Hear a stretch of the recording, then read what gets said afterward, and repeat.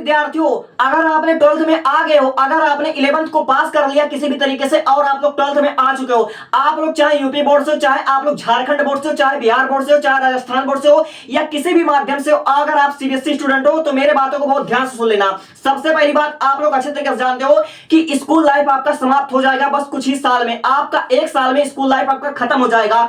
और मैं आपकी जानकारी के लिए बता दूं, इस चैनल पर इंसान को सफल होना सिखाया जाता है। अगर आप विद्यार्थी हो, अपने लाइफ में सफल होना चाहते हो तो मेरे बातों को बहुत ध्यान से सुन लेना। मैं आपको 3 चीज बताने वाला हूं। सबसे पहली बात, एक 12th स्टूडेंट जो होता है उसका पहला एम यह होता है कि हम किसी भी तरीके से 12 को अच्छे तरीके से पास करें। अगर बच्चा टॉपर रह चुका होगा 10th में या 11th में टॉपर रह चुका होगा तो उसका सपना यह होगा कि हम 12th में भी 95% लेकर आए, 90 प्लस लेकर आए। ठीक है, ये तो एक टॉपर का सपना होगा। लेकिन जो बैक बेंचर होगा वो आलसी ये सोचता होगा कि किसी भी तरीके से हमको कुछ ऐसा इंपॉर्टेंट टॉपिक पता चल जाए जिससे हम 12 पास कर लें। क्यों? क्योंकि उसका कुछ सपना नहीं होता है। लेकिन जिसका सपना होता है कि आगे चल करके वो डॉक्टर बनेगा, इंजीनियर बनेगा, आईएएस बनेगा, आईपीएस बनेगा या अपने लाइफ में बिजनेस करेगा, कहने का मतलब यानी कि वह अपने लाइफ में सफल होना चाहता है। लेकिन जानते हो मैक्सिमम बच्चे, वैसे तो हर साल लाखों बच्चे, 50 लाख से बच्चे ज्यादा सपना देखते हैं कि मैं डॉक्टर बनूंगा, इंजीनियर बनूंगा, आईपीएस बनूंगा, आईएएस बनूंगा। यानी हर साल लगभग 1 करोड़ स्टूडेंट सफल होने के लिए तरह तरह का एंट्रेंस एग्जाम देते हैं, लेकिन बच्चों से क्वालिफाई नहीं हो पाता है। बहुत ही कम, लाइक अगर मैं बात करूं 1-2% एग्जाम क्वालिफाई कर लेते हैं। बड़े बड़े एग्जाम होते हैं, नीट का, जेई का, सीयूटी का, एनडीए एग्जाम सब क्वालिफाई करते हैं। ठीक है, तो मैं आपको सिंपली पहले बताऊंगा कि 12th में आपको क्या करना है जिससे आपका बहुत ही बेहतरीन परसेंट आएगा।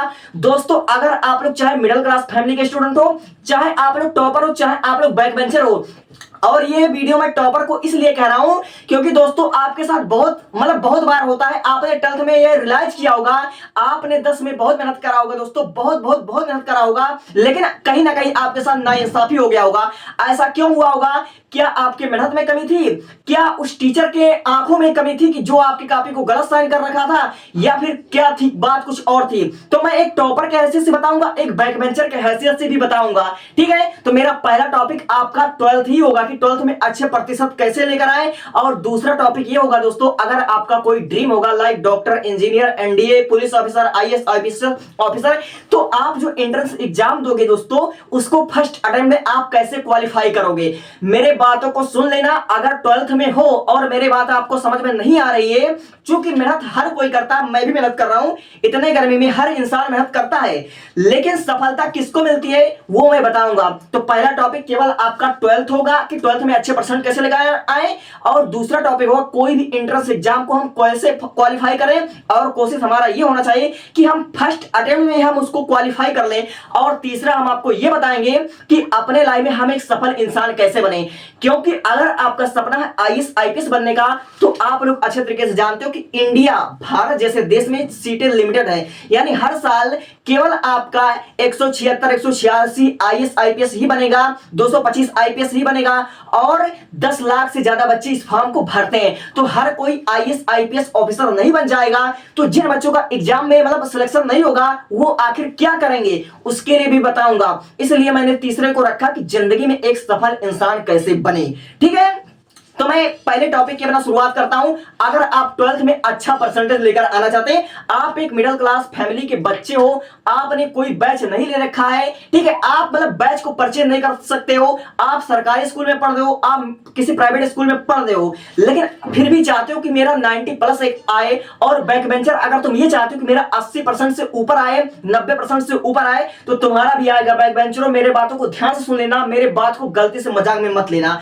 तो तुमको क्या करना है, सबसे पहली बात 12th में आ चुके होगे, और चूंकि मई का महीना आ गया है तो आप लोग अच्छे तरीके से अपने सिलेबस को समझ चुके हो कि आखिर हमको 12 में कौन कौन सी पढ़ाई करना पड़ेगा।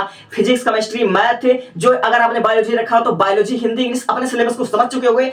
तो पहला तुम ये काम करो, तुमको कोई भी बैच नहीं लेना, बैच मत लो। तुम ये काम करो, YouTube पर कई ऐसे हमने देखा है कि ट्यूशन क्लासेज है जो आपको एकदम फ्री ऑफ कॉस्ट तैयारी करवाते हैं। ठीक है, अगर कोई नहीं तो मैं ही आपको तैयारी करवाऊंगा दोस्तों, ऐसा तैयारी करवाऊंगा, आप मुझसे शर्त लगा लेना 80 से 90% तो मैं आपका आराम से लगा दूंगा, ये मेरा गारंटी है। ठीक है, मैं ही पढ़ाऊंगा, या आप कहीं से भी पढ़ लीजिएगा, वो आप पर मैटर करता है। तो पहला आपको क्या करना, अपने सिलेबस के अनुसार बेस्ट टीचर चुन लो।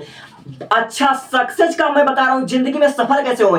अपने सिलेबस के अनुसार बेस्ट टीचर का आप चुनाव कर लो कि हमें आखिर किस टीचर से पढ़ना है। 12th में आप एक अच्छा सा चैनल चुनो जिसमें आपको पांचों सब्जेक्ट पढ़ाया जाता हो और बहुत ही बेस्ट तरीके से पढ़ाया जाता होगा। उस टीचर का पढ़ाया आपको समझ में आना चाहिए। मैं ब्रांड की बात नहीं कर रहा हूं कि इस ब्रांड से पढ़ लो उस ब्रांड से पढ़ लो, जो टीचर आपको समझा दे, जिसका पढ़ाया हुआ आपको समझ में आए दोस्तों, उसी का आप चुनाव कर लो। ठीक है, तो पहला हमारा जो सफल होने का सक्सेस का की पॉइंट बता रहा हूं दोस्तों, इसको मजाक में मत लेना। अपने सिलेबस के अनुसार बेस्ट टीचर से आप पढ़ाई करो, क्योंकि कहते हैं ना कि जिसके गुरु पहलवान उसका चेला बलवान। ठीक है, मुझे पता नहीं लेकिन इसको आप लोग समझ गए होंगे कि मतलब जिसका गुरु सही होता है, अगर गुरु आपका अच्छा है, आपका टीचर आपको अच्छा रास्ता देगा, तो आप अपने लाइफ में अच्छा सफल हो जाओगे। तो पहला काम आपको क्या करना, सिलेबस के अनुसार आपको बेस्ट टीचर चुन लेना है। और दूसरी चीज, बहुत से बच्चे ये सोचते हैं कि यार अभी साल भर का समय, हमारे पास तो पूरे 1 साल का समय है, चलो हम जुलाई से स्टार्ट करेंगे, चलो हम अक्टूबर से स्टार्ट करेंगे, चलो हम दिसंबर से स्टार्ट करेंगे। मेरे दोस्त धीरे धीरे आपका गर्मी खत्म हो जाएगा, बरसात आ जाएगा, बरसात खत्म हो जाएगा, फिर आपका ठंडी आ जाएगा और ठंडी में आपको आलस घेर लेगा। और जब आप लोग जनवरी फरवरी में चले जाओगे तो अंततः आप डिप्रेशन का शिकार हो जाओगे। ठीक है, इसलिए आपको क्या करना, डिसिप्लिन से काम करना। पर डे आप 1 घंटा पढ़ाई करना, 2 घंटा पढ़ाई करना, जितना आप पढ़ पाना, लेकिन बुक किताब रोज खोलना। इसलिए आपको क्या करना, डेडिकेशन से काम करना, डिसिप्लिन से काम करना है। डिसिप्लिन इज की ऑफ सक्सेस। अगर आप किसी काम को लगातार करते हो तो उस काम में आपका सफलता निश्चित है। मैं अच्छी तरह से जानता हूं, अगर आपने अपना 11th बर्बाद कर दिया, आप बैक बेंचर हो, आपको पढ़ाई लिखाई मतलब समझ में नहीं आता, पल्ले नहीं पड़ता है, लेकिन 12th में आकर सीरियस हो गए हो कि नहीं मुझे अच्छा परसेंटेज चाहिए, तो दोस्तों डिसिप्लिन से काम करना, डेडिकेशन से करना, लगातार करना, 1 ही घंटा पढ़ना, लेकिन नियमित रूप से पढ़ना, अपने लाइफ को एंजॉय करना। अब आपका ये आखिरी ईयर है आपके क्लास का, तो अपने स्कूल लाइफ को भी एंजॉय करना, साथ साथ पढ़ाई भी करना, रेगुलर पढ़ाई करना। ठीक है, डिसिप्लिन से डेडिकेशन से आपको पढ़ाई करना है। ये हमारा सेकंड स्टेप है। और थर्ड स्टेप, चूंकि आपको केवल 12th पास करना है और आपको 90 प्लस चाहिए, तो कुछ नहीं करना है, आपको हर महीने या हर 2 महीने पिछले साल के क्वेश्चन पेपर, ज्यादा नहीं कह रहा हूं, सिर्फ 5 साल के पीवाईक्यू अगर आप सॉल्व कर लेते हो तो 75 से 78% केवल पीवाईक्यू से आता है। बोर्ड एग्जाम की बात कर रहा हूं।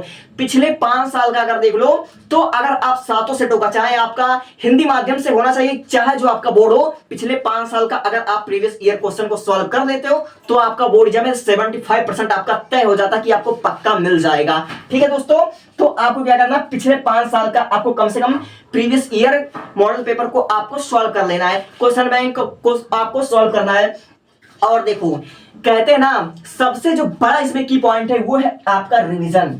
क्योंकि बच्चे क्या करते हैं, बहुत से बच्चे लोग क्या करेंगे, अभी 2-3 महीने में पूरा अपना 12th का सिलेबस खत्म कर देंगे। मैं टॉपर की बात कर रहा हूं, टॉपर्स बच्चे होते ऐसे हैं कि पूरे साल में सिलेबस को 5 बार 4 बार कवर कर लेते हैं। लेकिन कुछ टॉपर ऐसे होंगे, मुझे पता है, पूरे मई में हुए अपना सिलेबस खत्म कर डालेंगे, मई जून 2 महीने में अपना पूरा 12th का सिलेबस खत्म कर डालेंगे। तो बहुत से बच्चे ऐसे होते हैं जो ये सोचते हैं कि लाओ यार पहले पढ़ लिया जाए, और बहुत से बैक बेंचर तो ये सोचते हैं कि जब हमारा 2 महीना 4 महीना 6 महीना बच जाएगा तब हम जाकर पढ़ाई करेंगे, अभी से हम पढ़ लेंगे, बाद में भूल जाएंगे, फिर मतलब क्या निकलेगा। उनका सोचना बिल्कुल गलत है।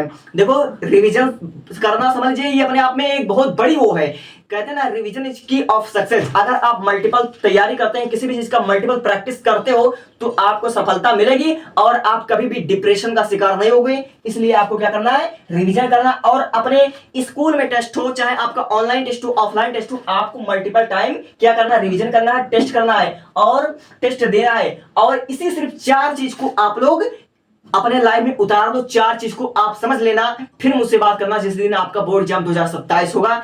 इसी चारों चीजों पर आपका 95% 90% आपका रखा हुआ है, कहीं नहीं जाने वाला दोस्तों। सिर्फ 4 चीज को सिलेबस के अनुसार अपने बेस्ट टीचर का चुनाव कर लो, मेहनत करना, डेडिकेशन के साथ, डिसिप्लिन के साथ, पिछले 5 साल का, केवल 5 साल का क्वेश्चन पेपर सॉल्व कर लेना और रिवीजन करते रहना। और जो तुम्हारे स्कूल में टेस्ट होता है वो आप टेस्ट देते रहना, आपका गारंटी लेता हूं मैं 90 से ऊपर आएगा, इससे कम की संभावना नहीं है। ठीक है, thank you, thanks for watching.